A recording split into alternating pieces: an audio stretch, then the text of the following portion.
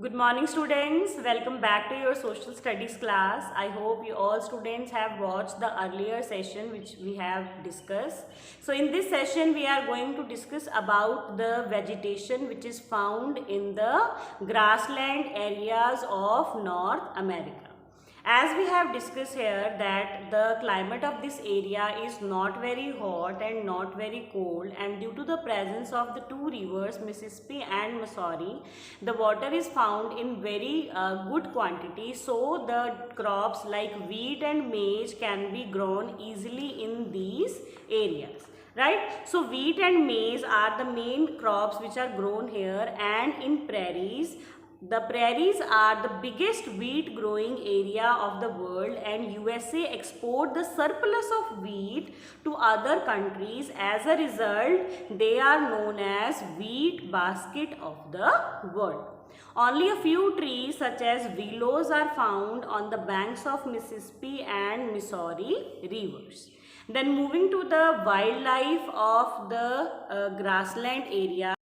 As the area is covered with grass and it is a very fertile area, so very large amount of grazing animals are found in prairies. So the main animals which are found here are badgers, antelopes, prairie dog, wolves and skunks. And the common birds which are found in the prairies are owls, eagles, falcons and hawks. Then snakes are also found here, and the main snakes are rattlesnake and bull snake. And the American buffalo, which is known as bison, which was very common in these areas, are now become extinct because these were killed for the purpose of meat. Then moving to the people and climate of the prairies or temperate grassland.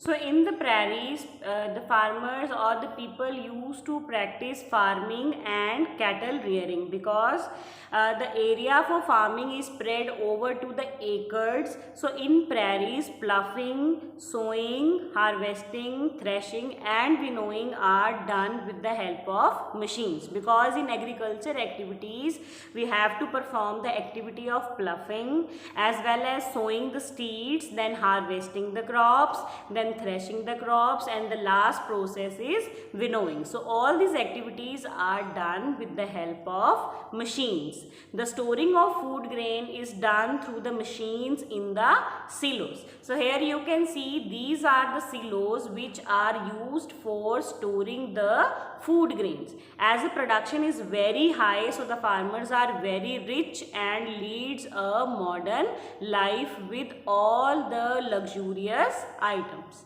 Then dairy farming is also performed in these areas. Animal rearing is another important occupation, and cattle rearing is done in the ranches. So what are ranches? Ranches means the large open areas where cattle graze on the nutritious alfalfa grass. So here you can see these are the ranches of prairies in which the cattle graze in an open area, and the type of grass they used to eat is known as alfalfa grass, and the alfalfa grass is best fodder for cattle.